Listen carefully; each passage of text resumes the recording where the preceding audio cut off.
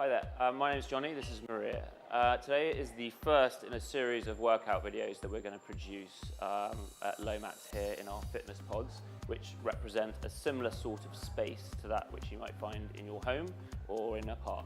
The first of these exercises is going to be a basic lower body workout, and the first thing we need to do before working out the lower body is to warm up properly. And that really means getting your glutes engaged. So Maria's going to perform a series of workouts, four little exercises, which are going to be targeting the glutes. So Maria, first up, glute ham bridge. This is a great exercise, can be done anywhere, can be done in an advanced way, can be done in a very basic way. This is a basic way. Essentially what you have is a foot position on the floor, a 90-degree angle here, and your hips up. You're trying to aim for a very straight body. Once you're in that position, you just simply pulse. We're going to do 20 repetitions. So fire away with 20 repetitions, right down to the floor. You don't want to touch the floor and take the resistance out, i.e. the tension out. All the tension should be in the bum, right in here. This is working both glutes. You can upgrade this exercise by sticking one leg in the air for me. Good. This makes the exercise a lot harder. You can see here where we're getting a lot of glute indentation. That is the muscle activating, particularly this muscle up here, which is a muscle called the glute medius. That's responsible for how your hip muscles work. Good. Just counting through to 20. Good. Wash out another one with this leg. Good. You can start to see when you do these exercises with a slightly harder frame, so you're using one versus two legs, where your imbalances are. So again, you can start to set boundaries for yourself. 20 of those. Good. Excellent. Nice. And you will start to feel this. The beauty of this is, whilst it's a warm-up, because we're going consecutively into exercises, your heart rate will be going up continuously throughout the exercise range. So you will actually you'll start to sweat. So let's change that over. Next up, beast reach. So jumping up here. The beast reach is actually it comes from a series of exercises known as animal flow. Effectively, it's designed to stretch the shoulders and the hips. We're going to have the shoulders planted out in front of us here. And what's going to happen is we're going to bring one foot forward, knee to elbow, back again, knee to elbow, and then back into the stretch. So the shoulder blades come down and get a stretch. Back up again, knee to elbow, good there. And you want to try and perform 20 repetitions of that. If you can't do 20, don't worry about it. This is a warm-up, so it's not really the point. The whole idea here is we're getting a decent shoulder range and a decent hip stretch, and the heart rate's going up, so the body's warming up. Good, good. And here, you want to try and make sure that you're twisting the floor apart here, so your elbows come forward, shoulder blades are nice and locked down. Good. Oh, you can hear all the crunching and the cracking in this one. Good. That's nice. And you're all the way through this, you're trying to keep a really tight core here. Core is a confusing thing. Most people think it's just abdominals, but it pertains to the entire region of the back and the front of your body, and really all those muscles that stabilize the spine. So I think of it more of as a corset that you want to try and keep tight around your spine. If you can visualize that tightness around your spine, that's your core. It's not your six-pack. Good. And stop there. Now we're going to open up the other important part of the glute region, and that's the inside of the thigh. So the outside is glutes. The insides are known as your adductor region, and these are the muscles that insert into the bottom of your pelvis and will then come up through the pelvis and into your oblique muscles of your abdominals. Really important region, and a way we can do this is through the Cossack squat. I'm a boy, so I'm very tight. Maria will be better at this than me. So the concept is you're moving through the range very gingerly at first, because this can be quite tense on the muscles here. They're very, very sensitive muscles to use, your adductors. So up we come, down like that. If you perform that for me. Girls tend to be a little bit more flexible than boys. So, fire away. Yep, as demonstrated. Good. Now, have you noticed here, she's keeping her feet wide and her foot flat to the floor. You can straighten them up to make the exercise harder. You can add weight to make the exercise harder. You can pulse at the bottom to make the exercise harder, but we're warming up.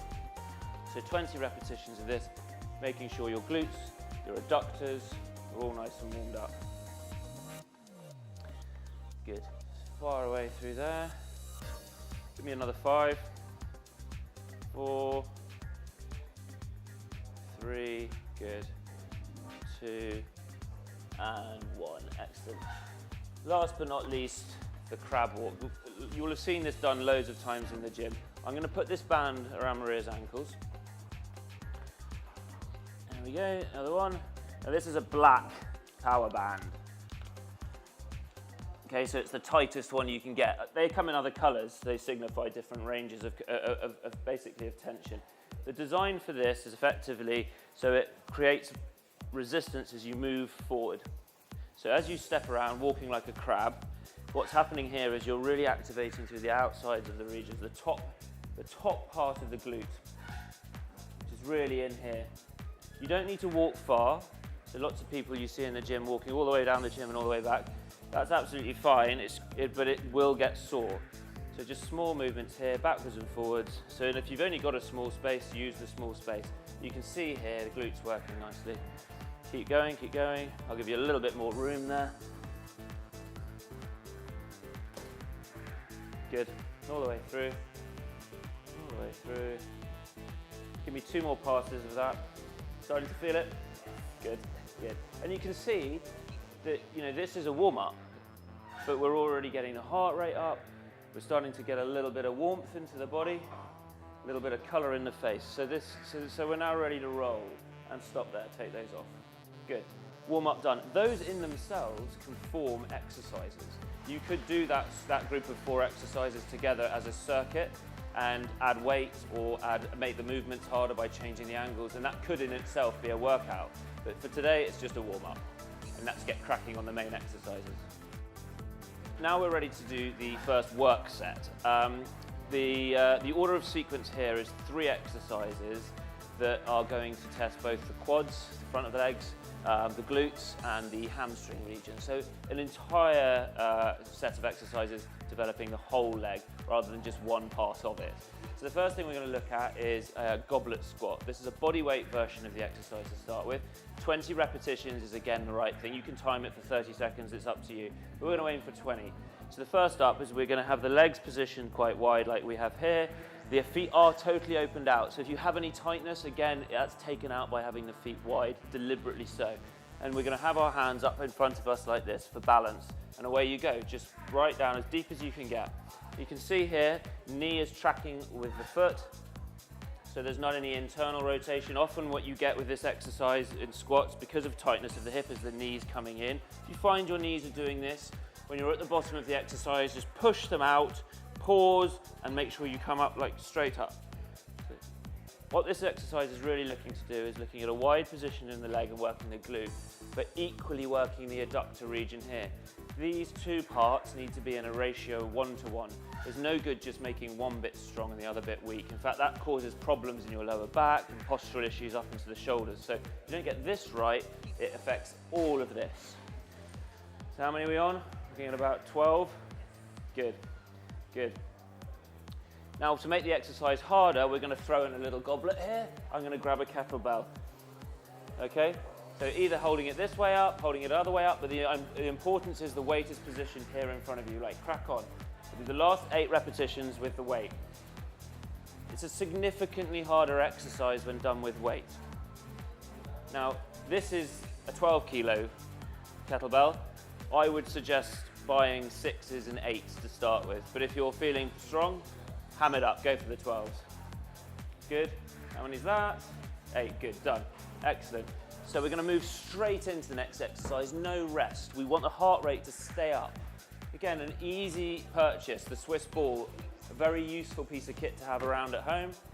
We're going to do what's called a Swiss ball hamstring extension. So you're going to lie flat on your back here, like we did for the glute ham bridge. We're going to throw both legs up on the ball. Now using your heels, you're going to dig in and push your hips up. Stay in that position for a bit so you make sure you've got balance. And then trying as you keep your hips up, roll the ball back. And as you're into this position here, we can start to make the exercise harder here. Push with your heels into the ball and keep those hips up. The temptation is to drop your hips, and we don't want that to happen. We want continuous movement through the hip, through the hamstring. Specific area of work, backs of the legs. You will feel it in the backs of the knee. It might even feel like it's going to cramp. It will not cramp. You need to push through that pain. Again, 20 repetitions. The beauty of using a ball is that it creates instability. Instability means that all of your smaller muscles will engage rather than just your big ones. So for women who don't want to bulk, exercises using balls, BOSUs, things that create unbalance are a really useful tool. And probably stop there. Yeah, you're at 12, excellent. You can do that for 20, 30 repetitions if you want, but 12 is a pretty good number. Up we get. Last part of that one, I like to do a plie squat. It's quite similar to the goblet squat, but this way we're going to exercise the calf muscles as well. So we're getting a full range of working exercises. Taking your kettlebell, again you could do this with a travel bag. You're up onto your tiptoes in a nice wide position. I like to hold onto a door frame or or a tree if you're outside, and literally down you go, this time on your heels. As you come up, stretch out, really stand tall on your tiptoes. Down. Now the weight is traveling vertically below you, up onto your tiptoes. Give that a crack for 12 repetitions. Hold on to something for support, up onto your tiptoes, and then down all the way, staying in your tiptoes. The advantage of the tiptoes is we're starting to work the calf muscles. Now no one wants a bulky calf, but long extended calves are really good, so especially when you're wearing high heel shoes for the ladies, but also for the guys, skinny calves are not a good look. This is a great exercise for both men and women. It's not just a girl's exercise. Starting to feel that? Good. And again, we'll start to talk about this as we film more of these videos, but the principle of time under tension is hugely important. If a weight is too heavy, you're going to rush through the exercise and it's going to ruin your form. If, on the other hand, you pick a lighter weight, to simply make it feel heavier for the body, do the exercise slower. If you work on a count of 4 seconds down, 2 seconds in the hole, 4 seconds up, which is 4-2-4, that will seriously make a lightweight feel heavy. 10 repetitions of a 4-2-4 will feel like you're doing a 200 kilo squat. And stop there. Excellent, brilliant. And weight down, break. So the second block of exercise, I quite like to call this the hardest block. That's going to be up to you, but the main exercise in here is possibly the most technical exercise, but oddly it's the one that you could do in the most places, whether you're on a beach, whether you're at home, whether you're in a park. Anywhere you feel like doing this exercise, you can do it, but it is the most technical, so I'm going to spend a bit of time with it. It's called a Bulgarian split squat. I don't know why the Eastern European inference, however, this is how it looks. You're going to place one foot up on a bench, a step, a small wall, whatever it looks like. This leg here, important thing to think about is the distance you have between the bench. There's no right or wrong answer for this. There is just one thing that you need to think about. The further you are away from that bench, with this foot particularly, the more the hamstring and your glute will work, okay? The closer this foot, is to the bench, the more quad you'll have. Given Maria is obviously a girl, we don't really want to be building her quads. We want to be looking at this area here. So we've got a decent distance between this bench and this foot here. So why don't you fire away? We're going to do 10 on each leg, roughly speaking, 20 repetitions. That's going to give us a nice burn. I'm just going to stop you here. As you go down, the important thing to remember is how upright you are. The range of motion, how deep you get, is going to be, come up again so you don't get in pain. The range of motion and the depth is up to you. The deeper you go, the harder it is. But the reason for that is the stretch on the other leg. This area here, typically in your hips, is always tight. So this exercise challenges this muscle, but creates a stretch in the other limb. And that's the beauty of this exercise, why it makes it so technical. My advice, mess around with it. Mess around with where your foot is, how you lean forward, how you lean back. When you find a place that's comfortable where you can move up and down over a larger range of motion, that's what works. On you go. We're going to come on to looking at this exercise in general, but you can effectively add a weight to it, which we'll add here. Again, kettlebell, nothing heavy. Because you're in an unstable position, the heavier the exercise here, the harder it becomes in a very, very steep curve. Far away with this one. I'm going to do 3 reps like this. Immediately you can see the challenge on keeping those hips straight. Good. And last one. Good there. So again, you could position the weight up here. You can even, if you really want to go for it, position the weight up above your head and try it. That is obviously super advanced. But again, you could do 10, 10, 10, and that would absolutely shred you. Okay, so other leg quickly for 10, just so you can see what happens on the other side of the body. See that? That's where we're getting that stretch. You see how much deeper she is on this side. Maria favours this side of her body. So again, what's great about exercises that use one leg at a time or one arm at a time, unilateral exercises is what they're called, is they weak point hunt. They point out areas where you've got imbalances. And in so doing means you yourself, if you're not in a gym or with a trainer, can start to rehab yourself. If you suddenly realise that you're very twisted, you know, well, that side of my body doesn't work as well as that one. I need to figure that out. Google, how do I, stretch out one side of my body versus the other? How do I distract myself? All these banded exercises you see people doing all the time. Those are the reasons that people are doing these exercises. And we'll come on to talk about mobility and movement in other modules. That's great. What we're going to do next is the sideways slider lunging. Again, glutes, adductors. On that same principle, this exercise is quite a painful exercise to do for guys, for girls less so. Effectively, what you're trying to achieve is this, so that when you come back in, you're utilizing this muscle to pull your body upright. Okay? You will again favor one side over the other. Right, we're going to probably try 8 on each leg there. Out you go. Good, bring it in. Now, you can see with Maria, she struggles on this side a little bit, so she tends to lean out over here. That's cool. The more you get comfortable with this sort of exercise, the more you can gravitate the body over the weight, over the midline, and the more you can utilize this leg versus this leg. But again, mess around with it. Find what's comfortable for you. But the really important thing is to have a nice pace. Don't go too quickly on this. If you go too slowly, you'll get stuck. If you go too fast, you won't feel the effects. We talked about time under tension in the last block. This is an exercise that really benefits from a slow, steady movement. Exactly. And again, if you're really up for it, you can get down and pulse. Boom, boom. It's much, much harder. But again, I just do this, mess around with it to start with. Good. And up. Carry on. There is a way you can make this heavier, or harder rather, by adding a weight, holding it out in front of you. That can act as a counterbalance. We're not going to do that today because this is hard enough, as I think. So we're going to stop there. And the last exercise we're going to do, again, is a very technical exercise, chiefly for the hamstrings. It's a straight, what's called a straight leg Romanian deadlift, again with the Eastern European references. Very hard for balance this, but very good for toning up this particular part. So where the hamstring muscle inserts into your glute muscle. You're effectively going to try and keep your hips stable, take your hips back from the midpoint here, and just move forwards like this. And then up, pushing through. The further back you go, the more stretch you'll get in your hamstring, to eventually taking your foot off and balancing through. The version we're going to do is the single leg version that I just badly demonstrated because I'm very tight. Maria's going to have a crack at that. Oddly, this is an exercise that benefits from weight because of the pendulum effect. So you can take a shaker, grab hold of that. So you can use it to, yeah, that's it. So you can use it to help with the sort of pendulum effect. You can see here how she twists.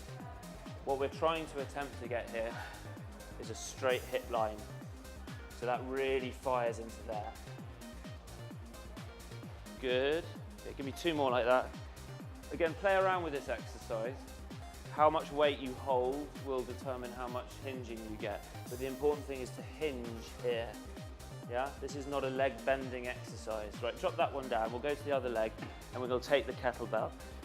This is a 12 kilo kettlebell. This may be a little bit hard, but again, we can experiment now with the weight variation. So holding that weight over the front, pulls her down. Good, much better hip position. And because Maria's strong up through her back, she can hold this weight and actually it helps with her hip hinge. Her knee is still behind her toe line, and that's just a much better exercise for her. So don't be afraid to grab hold of a weight in this exercise. You're not going to bulk from this exercise. In fact, what you're going to create is a really very toned insertion here, where the hamstring finishes and the bum starts. You're going to get that real lovely development there. Plus, it's also probably one of the best rehabilitative exercises for the back. So we're going to do the third block of exercise now. Again, these exercises aren't as technically difficult as the last block of exercises, but they really drive the emphasis into the glutes and particularly the muscles on the inside of the legs. So they're really good for shaping. Again, by doing them back to back to back, you're going to get a heart rate effect as well. So a lot of people refer to weight training versus cardio as separate things. That's not really true. Really, it's about how your heart rate spikes and how it reduces itself again over time. This group of exercises, like the ones that preceded it, will give you a heart rate return. Again, so cardio, weights, there's no real separation here.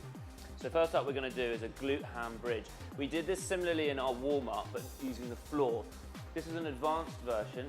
Maria's wearing a set of 2.5 kilo ankle weights, mainly because I've decided to make it harder for her, but also because the beauty of the ankle weight is that it allows, when you're doing exercises for the lower limb, the weight being positioned around the feet, even small amounts of weight make such a massive difference to how the leg loads. So the first thing we're going to do is lie back, pop one leg up on here, pop one leg up into the air ahead of you. Again, single leg exercise. The weight now here is causing some problems for the hip, which is great because we're putting us under more pressure, but not a huge amount, so we can keep the form of the exercise. And once again, we're going to start 10 repetitions, dropping the hip towards the floor, a little bit deeper than that, good. And what you're looking to do is hinging here, keeping very much flat on the shoulders to the floor. You don't really want to try and roll your shoulders. You don't really want to be pushing down with your hands. They're there for stabilization really only. This is the element here, this hinging here. The higher you can keep that leg, the better. Up and again, time under tension. If we can come up and hold, squeeze, count 1, 2, drop, 1, 2, up, 1, 2, drop, 1, 2. And if you can keep that sort of tension in this exercise, bang, swap legs. You're going to get much, much bigger returns on that investment. Go up again, holding at the top. All repetitions can be improved in all exercises by pausing at both the top end and the bottom end of the exercise. If you take some time there to squeeze the muscles, to really visualize the muscle working, you're going to get so much more, increases by 30–40% than just doing the repetition, going in there and going 12, well, that's me done. So really working through, squeeze, and there's no rules for how long you have to do this. We're using 12 repetitions for most exercises. You could do a timed interval. But again, it's the pace of the repetition. And stop there. Jumping straight up. We're going to do a curtsy squat. Now, or a curtsy lunge if you want. The premise of this exercise is to really work through the glute from a backwards position. So this is what we're going to be doing. Back here, and again, that sort of pace is all we need. The further back you put the leg, the more glute you're going to activate. And again, working on the inside track at the same time. So we're getting a decent balance in the hip. If you do a couple of repetitions each side there, just so we get the movement. The ankle weights are adding some weight here. Good, nice and slow. You rushed into that one a little bit, so we go a bit slower on there. Good. 2 more, 1 more on each side.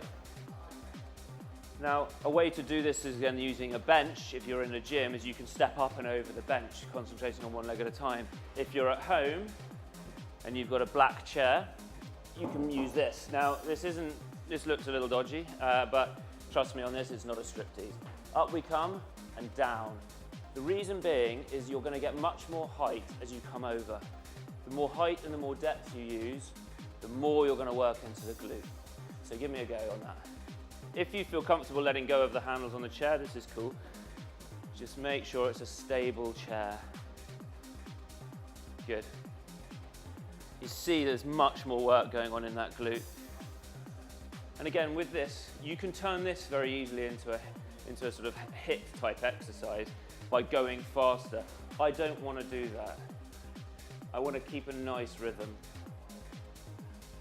Good, and then try a few without holding on to it.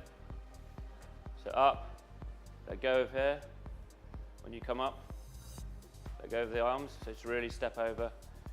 Good, up, good, and good. So she's got a nice grip on here, but it's not using it, not leaning onto it. The temptation she was doing there at the beginning was to sort of press onto the chair. We're literally using it to stabilize as we go through.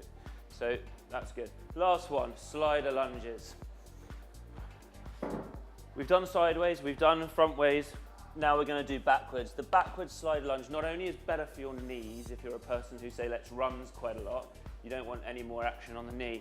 It's also very good at targeting specifically glutes, and because we're doing this workout with Maria, we do not want to emphasize the quad. Boys can do frontward lunges, girls can do frontward lunges too, but they're much more quad developing. I prefer this exercise, and I prefer to do it with a slider because there's 100% connectivity with the floor, which means there's always tension going through both legs. When you step out in a lunge and one leg is coming off the floor, whether that's a frontwards lunge or a backwards lunge, the leg that's in the air has no tension on it. We are now creating tension throughout the whole range of the exercise. 1, 2, up. So you give me 10 on each side of that. Good, down. 1, 2, up. And again, the ankle weights here are adding load, but what we're going to start to look at is how can we lend some earnings from earlier. So the goblet squat, we worked out that Maria's pretty good at the goblet squat with weight. So what we're going to do is create a goblet effect. So holding weight here, you're going to see how much more of an effect this has when she comes up. So much harder. You can see how she struggles to get up on this one. So this is possibly too heavy as a 12. But again, we now have a boundary. We have a body weight version and we have a 12 kilo version. Somewhere in there is Maria's key principle, is her key weight. And you just need to mess around with that. Swapping legs. On this side, you'll be able to see where this leg again is the stretch. This leg is the working leg. Do 2 like that so you're in a decent frame. And let's flip you up into the weight and see how that affects your hips. Okay, so my guess is this is going to create some real problems for on the way back up, which is good because again, we're weak point hunting. So do you see how much more of a struggle she has to get back up out of that position? Good. In fact, she can't even get deep enough with that weight. And that's not because she can't do the exercise, it's just simply because we added 12 kilos of load. Okay, carry on there, just finish that one off for me, just 2 more for the sake of balance. And again, taking those hips away. Good, and up. And stop there. And that concludes the 3rd block of exercise.